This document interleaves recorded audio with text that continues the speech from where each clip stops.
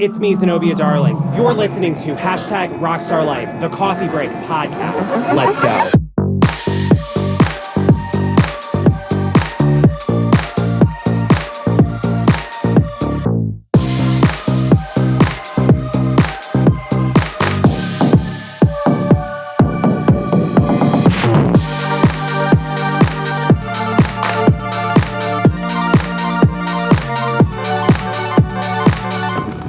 Where the hell's my cold brew at?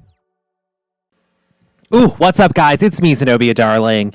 It is currently 3:01 a.m. on Wednesday night, and I have literally spent the last 24 hours rewatching over and over again. I probably watched it 4 or 5 times. This Real Housewives of Salt Lake City season 4 finale because, oh my God, this shit is fucking nuts. It is so fucking nuts that I had to go straight to Mike in the middle of the night to sit there and give you guys an emergency espresso shot because this shit, I mean, oh my God, it fucking delivered. I have not seen Housewives theater this good in a while. I mean, every millisecond of this episode is edited to perfection. The Housewives fucking delivered. I mean, this is up there with, Scary Island. What else? Like, just, this is up there. This is easily in the top 10 best episodes of Real Housewives, and it activated my theater brain like no other. So I figured I'm going to go to Mike and just give you guys a little emergency espresso shot solo recap episode just to dive into it. So I am a huge Watch What Crappens fan.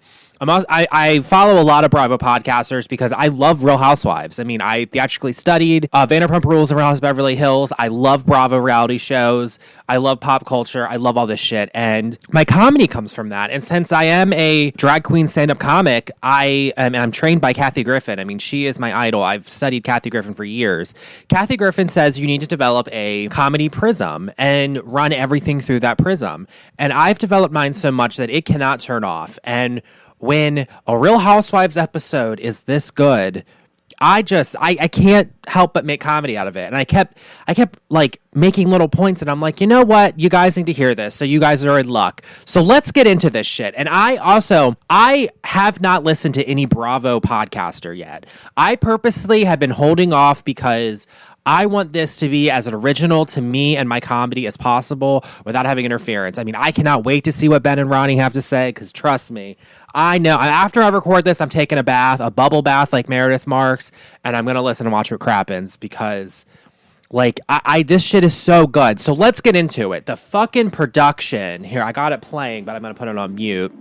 The fucking production, thunderclap. We see the Bermuda house, which is a beautiful white house, massive house. You know, we see it. It's this editing, and it's Heather looking somber as fuck on the beach, and it's kind of windy. And I mean, it's like this horror music, like this kind of like shade rattle, like flashes, lightning bolts. Like it's intense, and we see this dinner, and we're seeing them fighting, and we're seeing little bits of them fighting, and it's kind of being teased what's happening. But just like the editing of this episode is just so fucking good. This is the thing about theater that I fucking love is in theater, when you watch an Oscar Wilde play, a Chekhov, even Tony Kushner, even modern stuff, every little thing on that stage or on television means something and is there to drive the plot forward.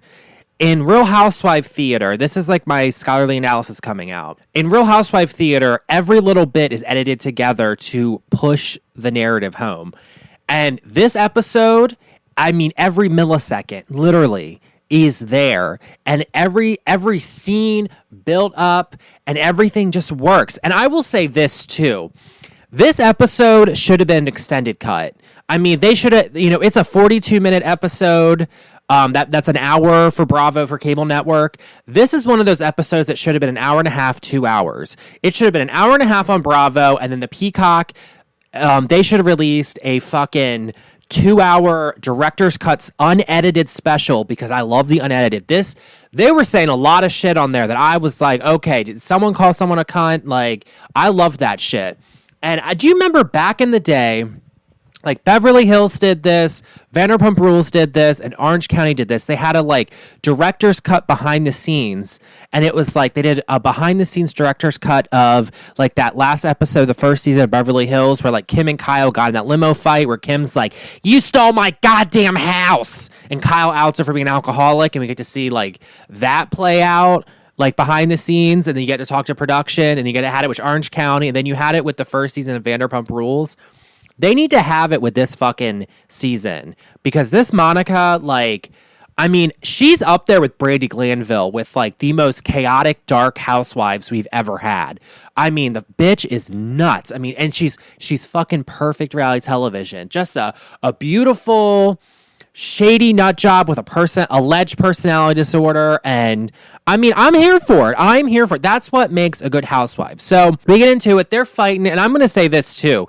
We're seeing a lot of fighting at this Bermuda Triangle dinner in this preview scene of the other housewives fighting. And we don't see any of that in the actual episode. So I'm going to call bullshit on producers, which is why we need to have a 2-hour director's cut. Because I want to see Meredith and Lisa going at it, and Heather and Meredith, and Heather and Lisa and Whitney go at it. I want to see that because that Bermuda Triangle dinner looked very intense. You could tell. But then after we kind of get like the preview for the Triangle dinner, we cut to all of a sudden we get like the happy, like we're in Bermuda, it's sunny, it's beautiful, tropical music, beautiful sunny shot. So it's a complete departure to like the that intense, shady horror editing. And it's fucking Whitney waking up in the same bed as Monica, which is so fucking interesting to me because like after everything we know, we're kind of like, wait a minute, like Whitney, like just a few hours before you woke up with the enemy that morning, like in hindsight 2020, it's like that shit is funny to me. And we wake up and she's of course pulling an Erica Jane. You know, Whitney wakes up, she's got to have her Jeffree Star sunglasses on and be on camera acting like she's hungover in her sunglasses. We get Angie fucking talking about how she needs to be in her bikini body with the Greek yogurt and all that bullshit. It cuts to a few minutes later. We get Heather waking up, and you can see Heather's kind of shaky, and then Whitney comes in with this knockoff Versace, like, legging workout suit, like, with her tats out. She looks really good, but, like, full fucking camel toe. Like, Whitney has a full fucking camel toe in this knockoff Versace thing to come in and talk about the fight that she had with Heather the night before, because Heather got drunk and almost knocked the shit out of her and like ran away from production and told producers to go fuck themselves. And Whitney's like, "You've exploited my vagina." So that like little like campy comedy is not lost on me that Whitney has a camel toe. So then they finally like make up, but like you can tell Heather is really on edge. Like, she's more on edge than normal. So they're making up, and of course, this is the thing about Whitney that drives me fucking insane, is that she has to make it vulgar, like, out of nowhere. So, of course, she's like, you know, "You talked about my asshole." Girl, I don't want to know about your asshole, Whitney. Like, I'm good. I'm really good. Like, it's just, I don't know. I'm good. And this was another best part, because the first time I watched it, I was at my mom's house and watched it actually on Bravo. A fucking Christian Mingle app, like, or not Christian Mingle, but a Christian dating app does an ad for it. And I'm like, oh, that's rich. That's real rich. We're seeing a bunch of boring white straight people trying to date as the ad for Real Housewives of Salt Lake City. Like, and also I'm going to say this too.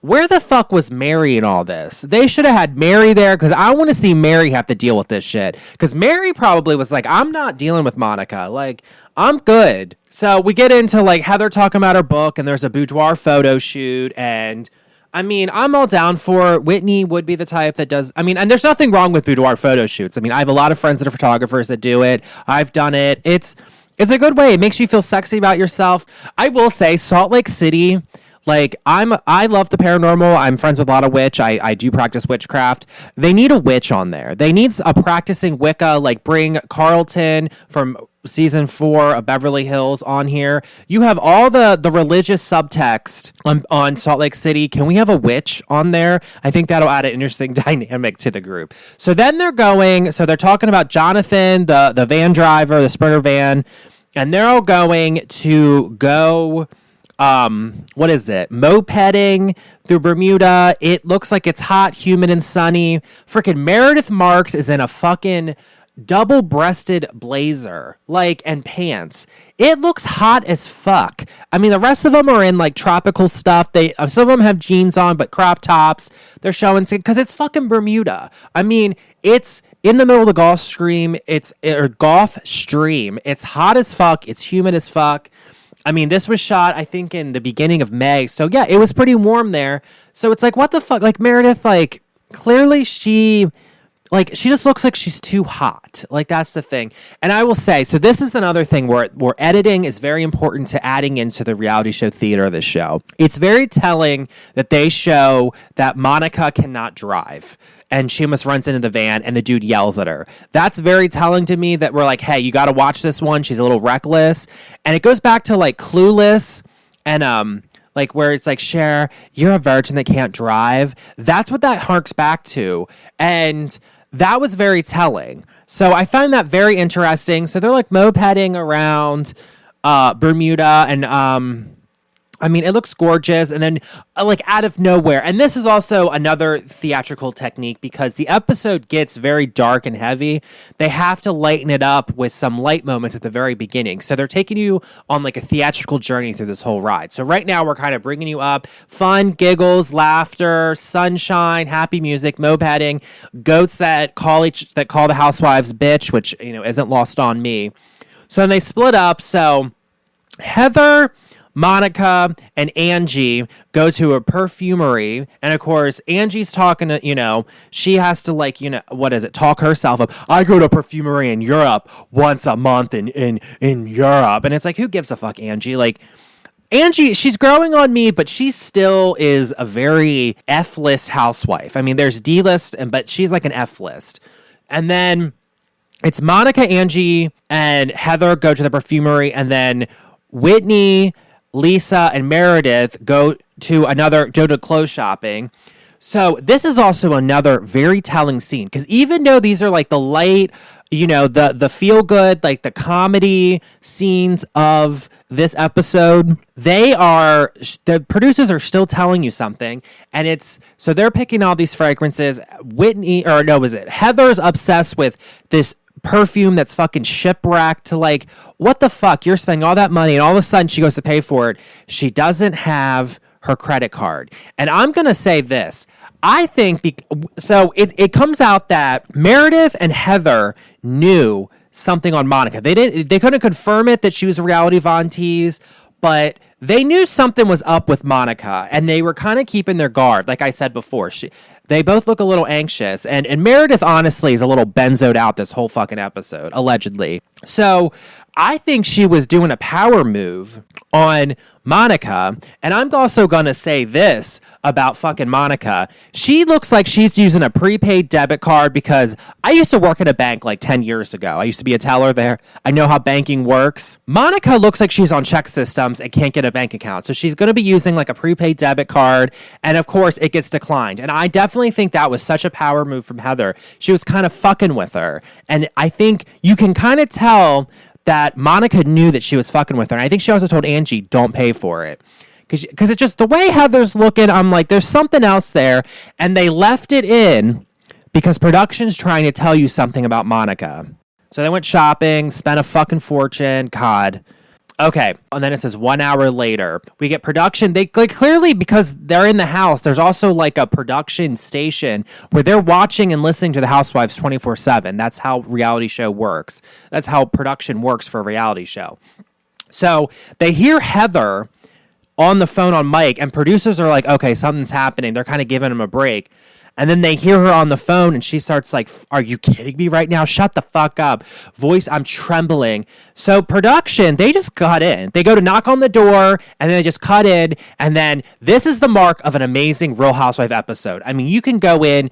I mean, even my favorite housewife, I know she's problematic, fucking Leanne Locken.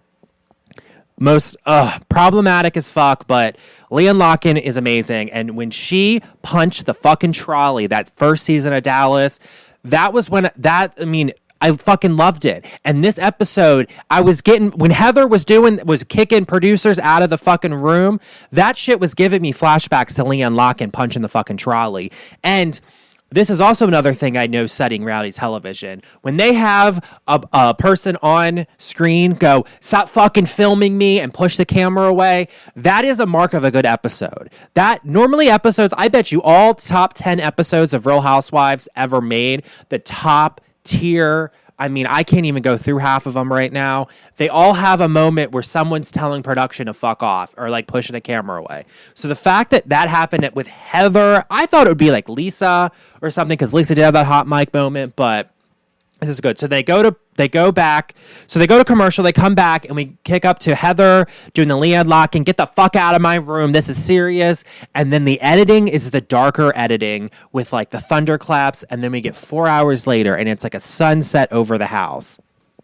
So we get Meredith putting makeup on and getting her hair done.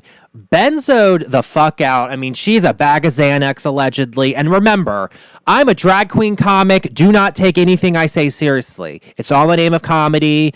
You know, I'm a drunk drag queen at 3 a.m. watching characters on a reality show. There's my disclaimer. I didn't put it in the beginning, but there we go. So you can tell Heather's kind of shaky putting her makeup on to go to the Bermuda Triangle dinner because one of her lashes is a little wonky. And you can tell she's a little shaky. So then they have it set up like a triangle. And I mean, this is something else, another device I love in reality show theater is, especially on the Real Housewives, and they bring in paranormal mythology. All my darlings out there who listen to the podcast, anyone who knows me knows, I am obsessed with the paranormal. I'm a ghost hunter. I'm a paranormal investigator. I love ghosts. I love all that shit. I love cryptids. And I have been listening to stuff and watching stuff on the Bermuda Triangle since I was little. It's one of those weird areas of the world. So it goes from Miami up to Bermuda, down to Puerto Rico, and then back to Miami. And it's this area of the ocean. It's also called the Sargasso Sea. And it's an area where there's really calm water most of the time. And it's tropical. But there's also a lot of weird electromagnetic like stuff that happens that interferes with compasses and navigation systems. There's been a lot of, she kept saying unsolved mysteries, and they kept bringing in unsolved mysteries like editing. Like that's something that I noticed is like it does have that unsolved mysteries feel to it. But the Bermuda Triangle just has their shipwrecks, ships went missing, ships they've had lost time. There's a lot of UFO activity. There's also a lot of missing like aircraft, just a lot of weird shit. It's one of those areas. So they sit down and it's constant lightning editing. So, they're really using, I don't know, it's probably iMovie for a Mac or, they're doing a lot of that stuff. And she's explaining Heather's explaining how there's a lot of unsolved mysteries that occur there. And the way that they edit this together is fucking brilliant. This show, the editors and the housewives, they need to get something like an Emmy or some type of an award because this shit is like, boom. It's like, it's a feast for your eyes and your brain. It is like a good Greek tragedy. It's just like, it's good. So they have these fucking dolls who I don't really know about these fucking dolls because I don't know. They look like, I'm a huge Rick and Morty person. These fucking dolls look like a Mr. Meeseeks. I don't know if you guys should go Google who Mr. Meeseeks is from Rick and Morty. These dolls look like Mr. Meeseeks. Like, am I the only one that's getting that? Because I'm like, okay. And then I keep expecting, like, Rick and Morty to show up because, it's edited that way. In this episode so unhinged that I could easily see Rick and Morty popping through with, like, one of their portals. And, Rick would probably drink with a lot of them. So, I love it. I love Rick and Morty. There's also, it's windy as fuck. You can tell that it's like they're in the islands.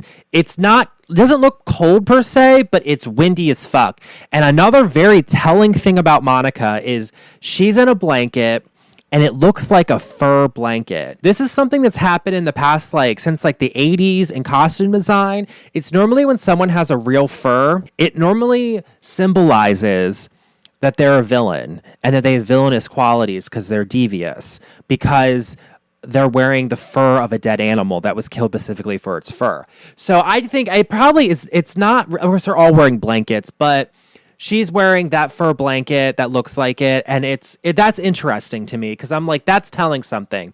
So then it goes into Whitney and I think Lisa fighting, and they have this dramatic fight. And this is another device that the reality TV producers use for the theater of it and the storytelling, is because they're going at it and they're having this fight about who's more dramatic. And you are being dramatic, and it's Whitney, Meredith, Lisa.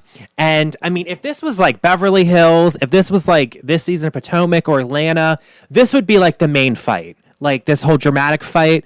But because there is so much like conflict and drama happening the later part of the episode, they edit it with this like funhouse music and they turn it into a joke. And that's something they used to do on like old school New York. That is another mark of a top-notch Real Housewife like episode, is because fights like that have that comedic edit, like it's bringing out the comedy because things are about to go left. So then they're talking about the DMs and Meredith and all this shit. I mean, this whole Bermuda trip, we've been in Bermuda for the past month. And this shit, like, that's also another thing about Housewives. When they're on like a trip and an hour-long episode takes place over the span of like 2 hours, that's really good. And this clearly is like a long dinner. Like it's taken over the course of a day. They were only 4 days in Bermuda, and each fucking day has been its own episode. That's like that, and like the only thing this episode didn't have was the timestamps. Like if you go back and watch, because you can find my espresso shot during Christmas, I did December Berkshire County. There's timestamps. The only thing that's missing is the timestamps, but there is some time telling because it's like 4 hours later. You know, they do have that type of thing. So then they kind of fight, and then all of a sudden, Heather speaks up, and she's like, "Who is Monica? Who's Monica? Who's the real Monica?" Going into it. And she was like, "It just doesn't add up. I trusted you. I thought we don't know who you are." Just going on and on and on. I'm going to say this. Monica is up there with Brandi Glanville, and she is cut from the same cloth as Jen Shaw, who is probably one of the most villainous housewives we've ever had. I mean, Jen Shaw is a devious person. And this is the other thing I'm just going to say.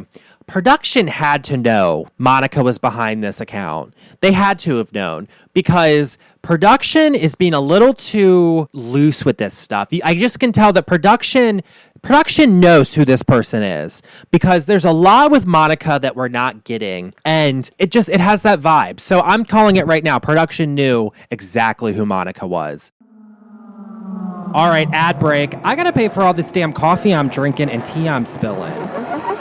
It's me, Zenobia, darling. So, as many of you know, I'm more than just a podcaster, stand-up comic, and drag queen. I'm also a very accomplished painter and photographer, and you can check it all out on ZenobiaDarlingCreative.com.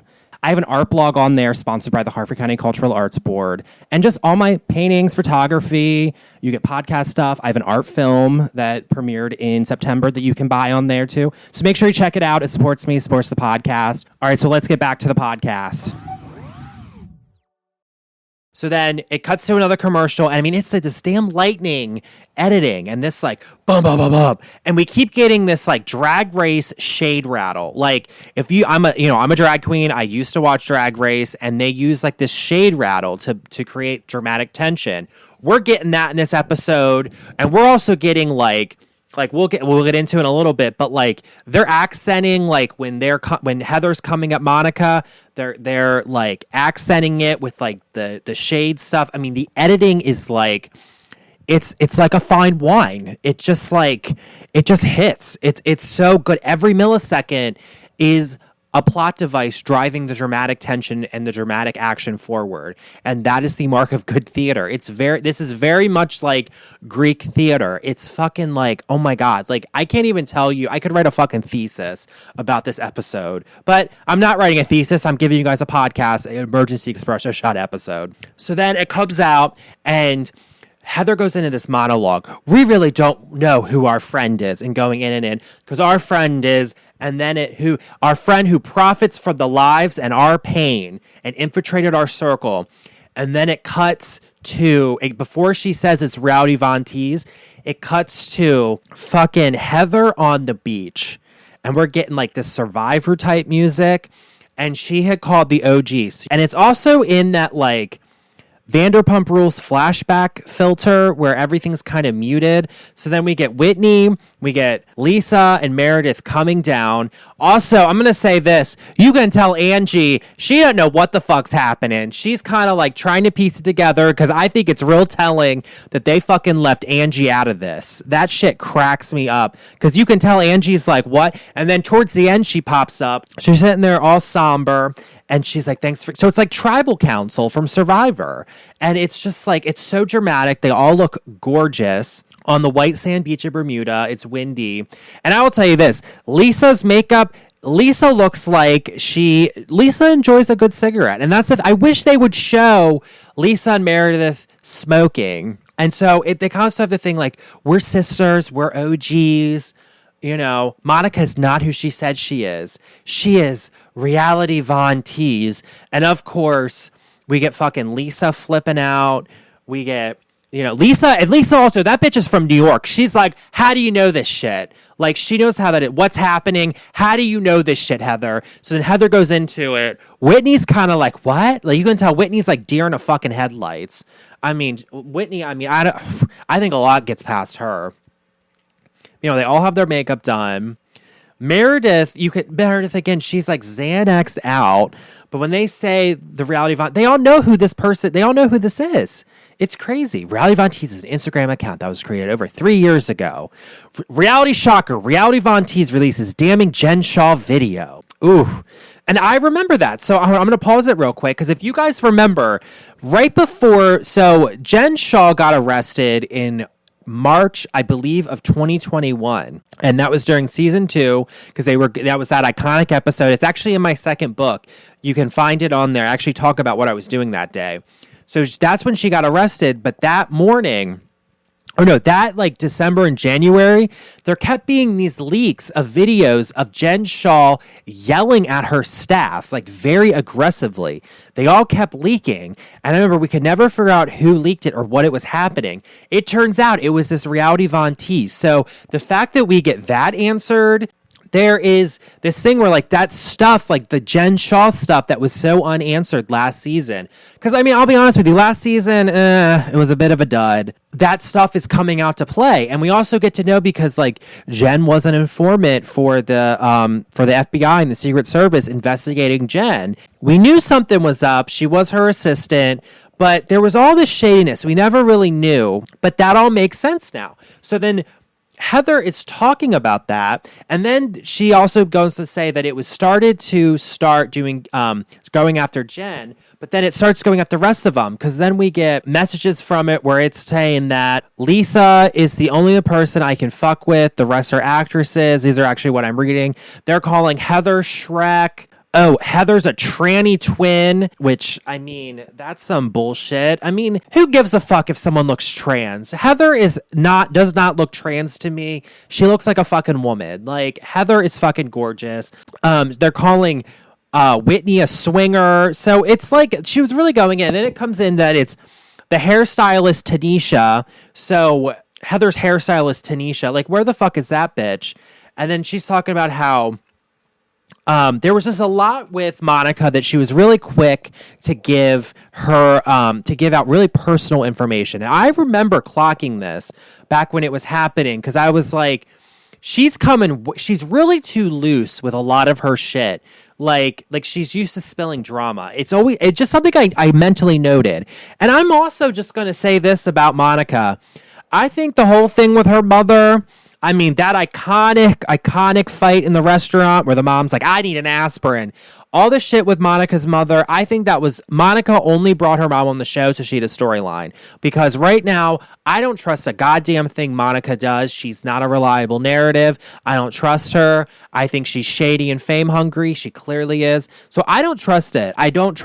And like, I think that was all fake. So there's just this oversharing, and now after because when they drew the confessionals, they filmed the confessionals after, it was the end of May. And I think that they were talking about it, and you can see in hindsight where they were piecing it all together, and we kind of can see that. And then freaking Heather right now is saying things were weird before we left for Bermuda. And that's when Heather goes into how Monica has 3 different names with the same birthday, 3 different last names. Heather called her business partner, and apparently Monica owes them a lot of money. So there's that whole lawsuit because we all thought that was what they were fighting about.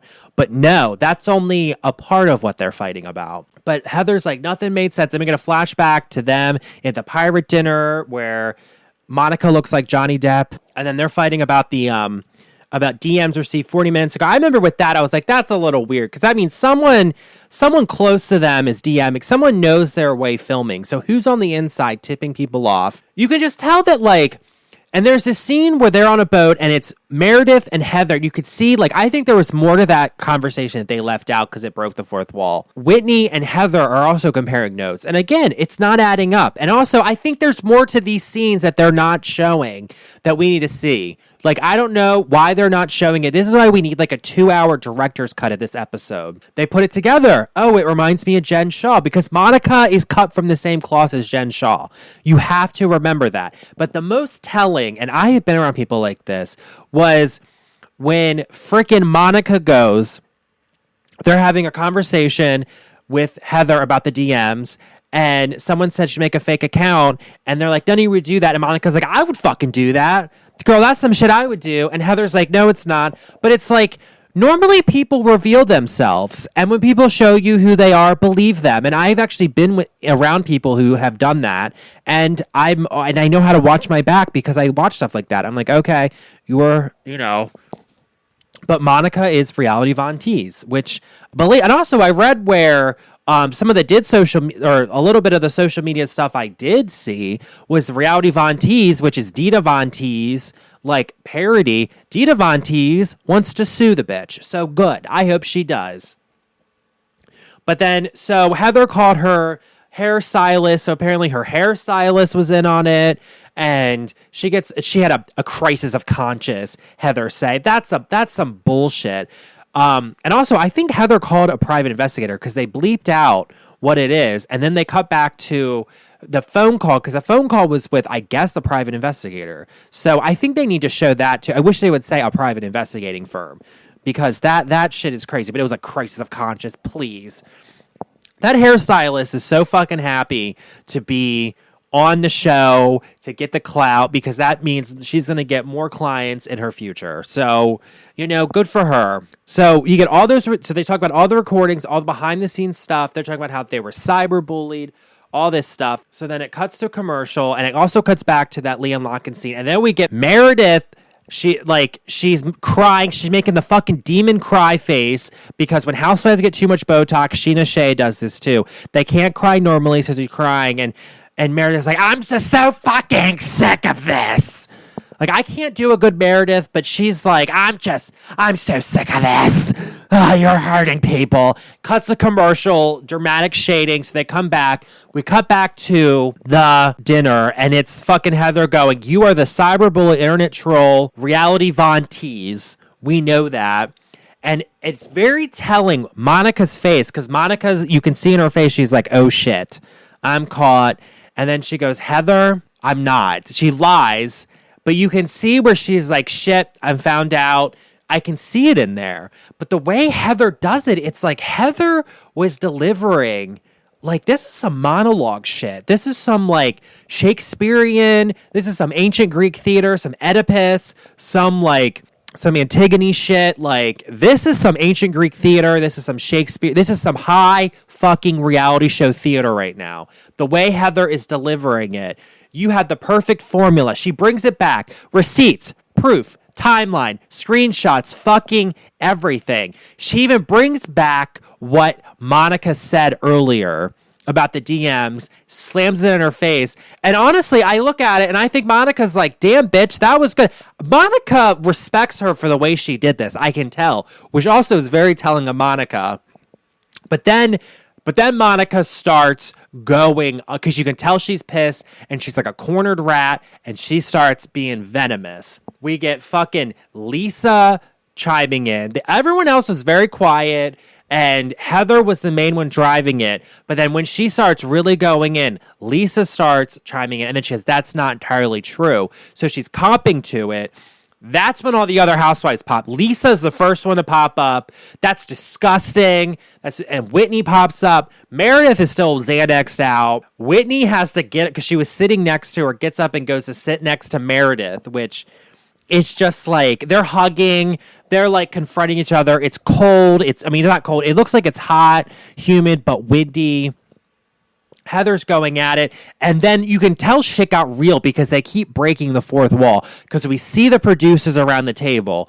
I mean, we see producers, camera crew, and this was this is another part where they're bringing shit back from years ago from Jen Shaw. That dude that one of the assistants that Jen Shaw knew stole something from Meredith's shop.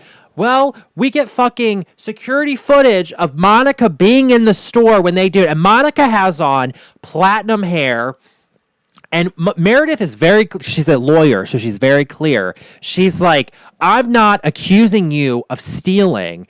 I have you on security footage of you in the store with Jen Shaw when that item was stolen from my store. She has blonde hair, so and platinum blonde, which means that, and she has dark hair in this, so she's a chameleon. But then it flashed back to 2 months ago where fucking Monica's like, I've never been in the store, lying. She's lying on camera. And then Meredith, so she was like, I have you on camera, and then Heather pipes up, you're a fraud. You're a liar and a fraud. And I can't help but do Dorinda, you're a fraud. I got your papers for bankruptcy.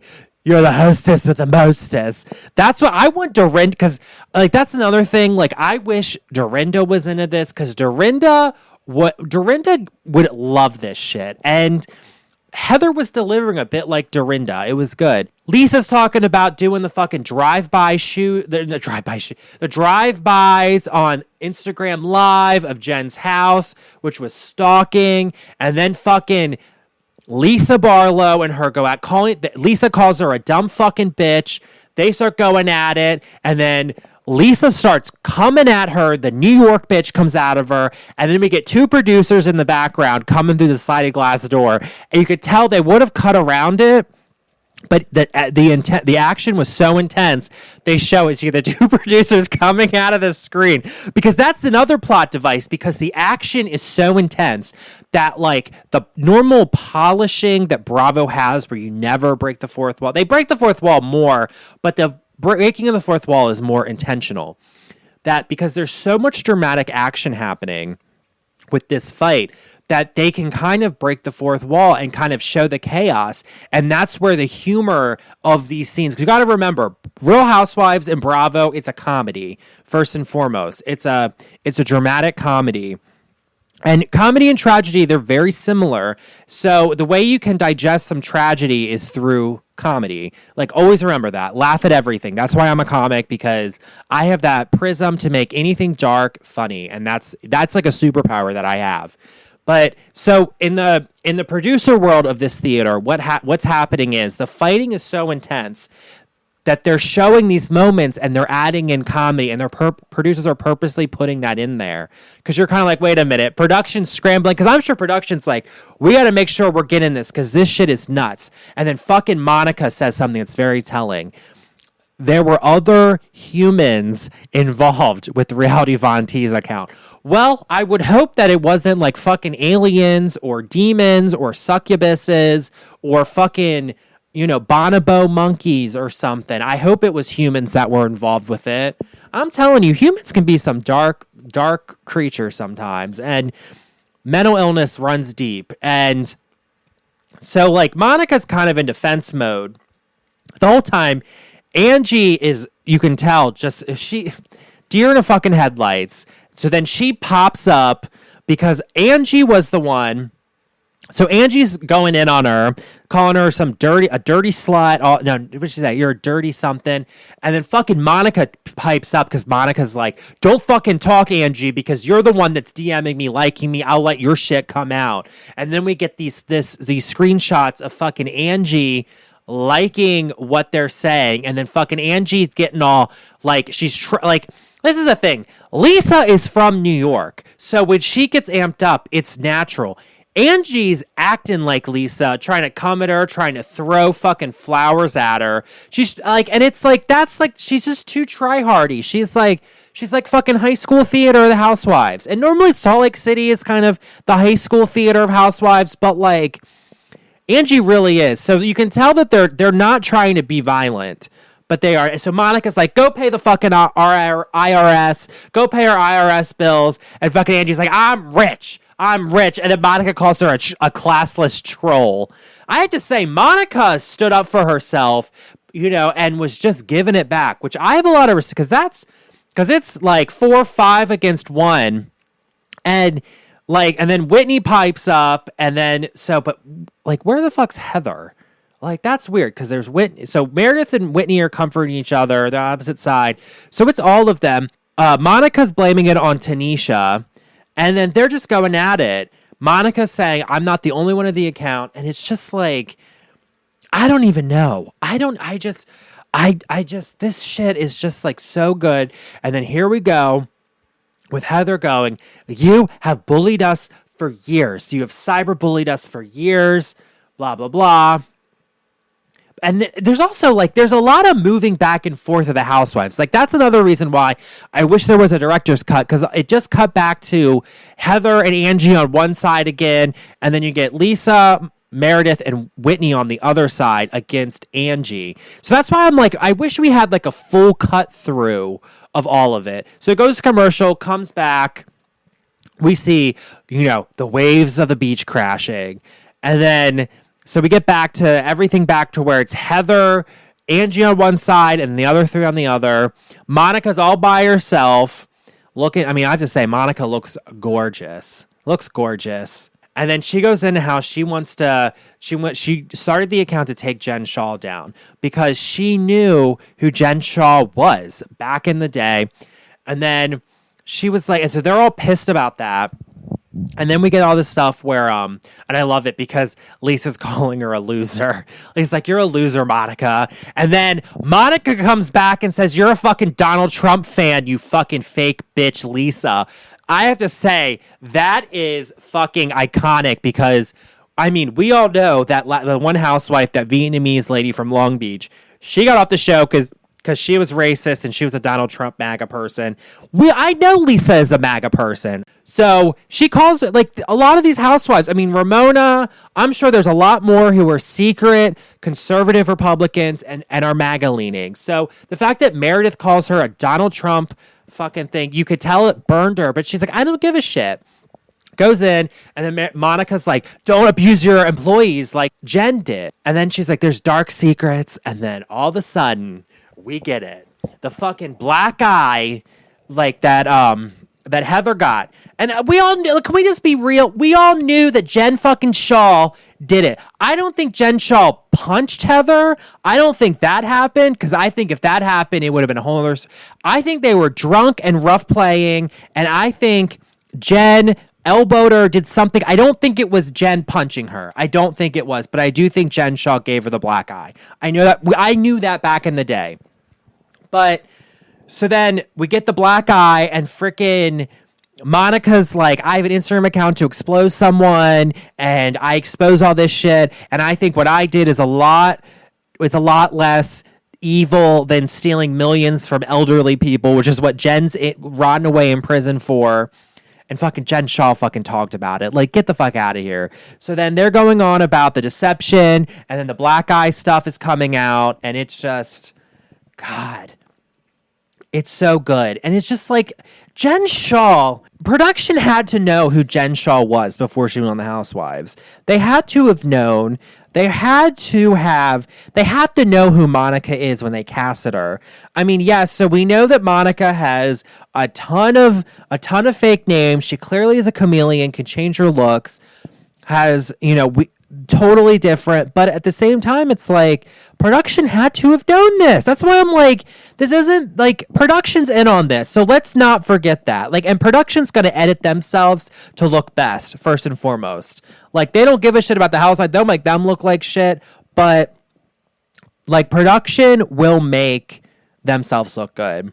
But the black eye, it's like, so they get the black, and it's like they all, like, I don't understand this pack of Jen Shaw, why they were so loyal to Jen Shaw, because it's just like, it's almost like Stockholm syndrome, like, which that is like, that's like that gives it like more of a high theater quality, which is like fucking amazing. Like, and that black eye, I can't wait for the reunion to find out what actually happened with this black eye, but we all know what happened. I mean, and of course they're all like, I love how Lisa and Meredith and Whitney are so like, oh my God.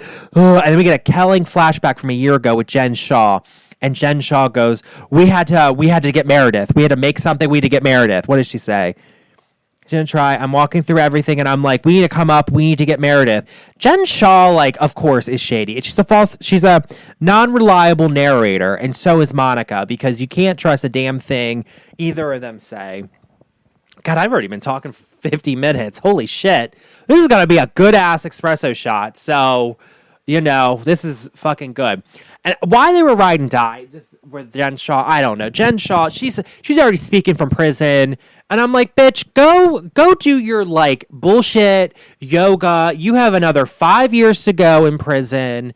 Fucking ridiculous. So then after the black eye thing, we start seeing the credits for the episode, and then we get Monica saying everything comes to light.